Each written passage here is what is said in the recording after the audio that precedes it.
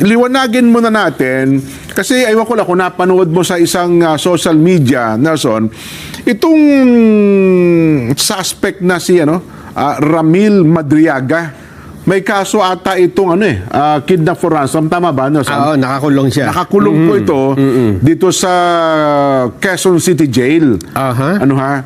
At sa may Bikutan. Bikutan. Opo. BJMP. Tama. BJMP, tama. BJMP, Bikutan.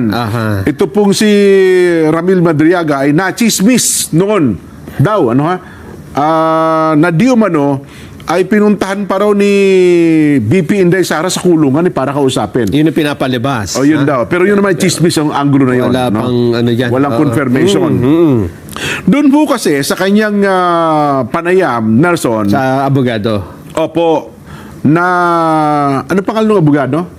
Attorney mamaya, hanapin ko. Oho. Ito hong abogado ito ay kinapanayam na isang... Abogado nino? Abogado po ni Ramil Madriaga na in-interview ito sa isang programa sa radyo. So si Ramil Madriaga, detention prisoner yan? Yes po. Opo, nakabilanggo po ito doon sa BJMP facility sa Bikutan. Sa kasong kidnapping for ransom. Ayan, ang kaso po niya, kidnap for ransom.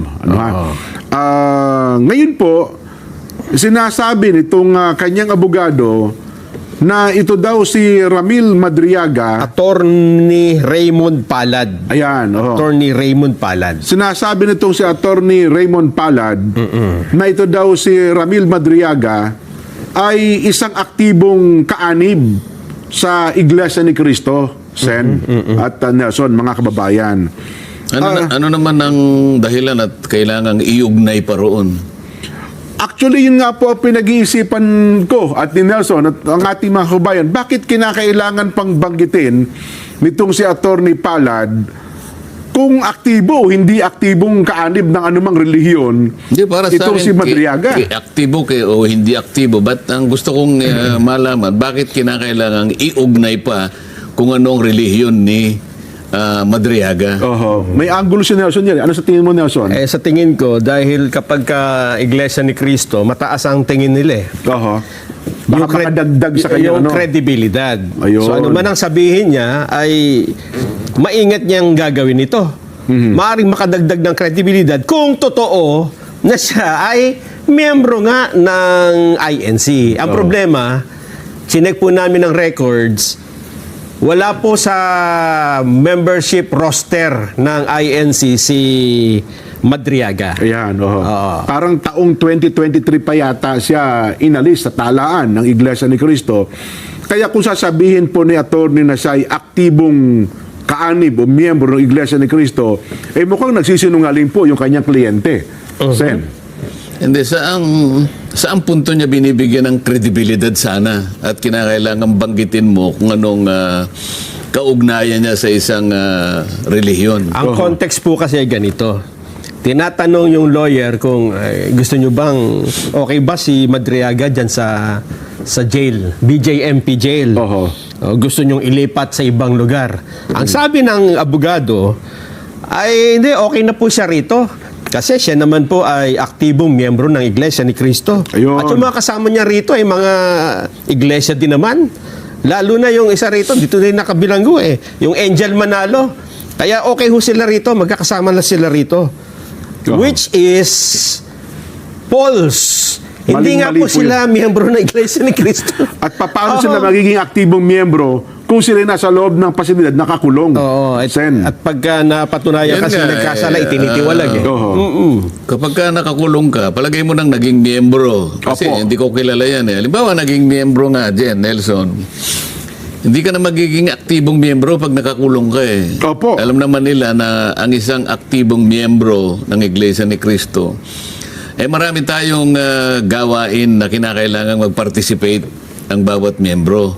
Di ba? So kapag hindi mo na nagagawa yun, hindi ka na magiging aktibo kahit ano pa sabihin mo. Maaaring sabihin mo aktibo ka pero kabaligtaran na ang mangyayari sa'yo dahil hindi mo na kasi magagawa yung mga gawain na dapat sana isinasabuhay mo bilang miyembro. Kaya Kaya ako nagtataka, bakit kinakailangan angguluhan niya ng ganun? Ba't niya kailangan i-connecta doon? Yun na Yung nga po. pagiging aktibo o hindi aktibo. Hindi yun eh. Ang importante sa akin, ba't mo pinipilit na angguluhan na siya'y dati o naging iglesia ni Cristo member, hindi ba? Opo. Yun ba'y makakatulong sa depensa mo sa kanya o paano ba ang gusto niyang palabasin? Mukhang una, Sen, ako sasagot, mukhang wala namang may tutulong sa kanya yun. Ano? Kaya nga. Oho. Wala namang pinag-uusapan dyan kahit anong relihiyon mo eh. Tama di ba? po. Misa nga naisip ko tuloy nung nasa mababang kapulungan ako, nagsisintimiento yung mga kaibigan kong mga congressmen na Muslim. Opo. Totoo yan. Pag nagkaroon ng balita, halimbawa merong nakawan o kaya patayan, Nahuli. Opo. si, anong pangalan halimbawa? Si X, Opo. isang Muslim, sabi gano'n, ano? Ay nahuling pumatay ng ganito o Nagnakaw. alam mo, Ano sa pa ba? isang pagdinig namin, nagreklamo yung isa sa mga Muslim eh. Oho. Sweeping kasi yun, Sen. Oo. Oh. Bakit pagka merong patayan at Oo. merong ganito, ganyan, bakit palagi pa ninyong sinasabi Muslim? Sabi niya, no? Opo. May katwiran naman siya eh. Oho. Bakit hindi nyo sabihin, ito, Katoliko? Yan. Bakit palagi ninyo sinasabi ganito? Sabi niya, natatawa ko dahil magkatabi kami. Opo. Tama rin naman, huwag mo nga angguluhan ng gano'n dahil wala namang connection yung kanyang Relihiyon. Ano naging bang- relihiyon kung Opo. sakasakali. Tama. Unless meron siyang gustong palabasin. Oho. Well, baka ikatwiran nung attorney Palad, hindi, yun ho ang sinabi sa akin ng kliyente ko na siya daw ay aktibong kaanib sa Iglesia ni Cristo. Kung hindi naman makakatulong sa depensa mo halimbawa, Ayan, opo. at lalong baka makasira, unang-una dapat inimbestigan. Paano ka naging aktibo kanya? Ayun na, sana- nakakulong ka, aktibo ka ba ba? Pag Sana- sinabi ko to masisira tayong dalawa nito. Sana eh. pinagana din ni attorney yung isip niya. Kung nangyari gano'n. Kasi kung ako yun, Oho. paano ko naging aktibo nakakulong ka? Oho. Di ba? Tama. Hindi ka pwedeng maging aktibo kasi hindi ka na pwedeng mag-participate sa mga aktibidad na nakalatag sa inyong relihiyon. Ayan. So Opo. pagka kinuha ko yung linya mo, pareho tayo masisira. Ayun. Opo. Huwag na lang. Hindi ko nasasabihin yan. Ang masaklap nun, Sen, aktibo man o hindi aktibo, hindi ho siya talaga miyembro.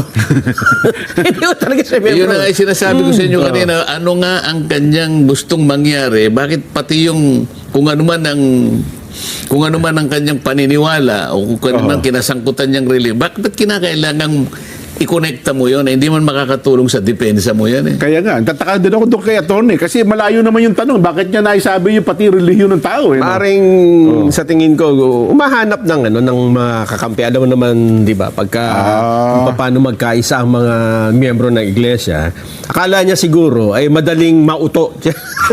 Ganun ba? Ang buong akala niya kung mo halimbawa naging iglesia.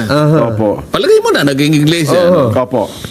Ang Iglesia ni Cristo ay bigla na lamang gagawa ng paraan para suportahan siya kahit mali ang ginawa niya. Ganun ba? Ganun ba yung paniniwala Baka yun ang niya? iniisip ni attorney. Maling-mali siya Opo. doon. Hindi kasi tayo kumukonsinte, Sen. No? Oo, mukhang- Kahit pa sabihin nating aktibong miyembro ka, pero may ginawa kang mali, itinitiwalag po Oo. sa So, iglesia. ang nakikita ko sa attorney na yan, mukhang konti ang kanyang pagkakaalam kung ano ang Iglesia ni Cristo. Ayun. Oho. Yan.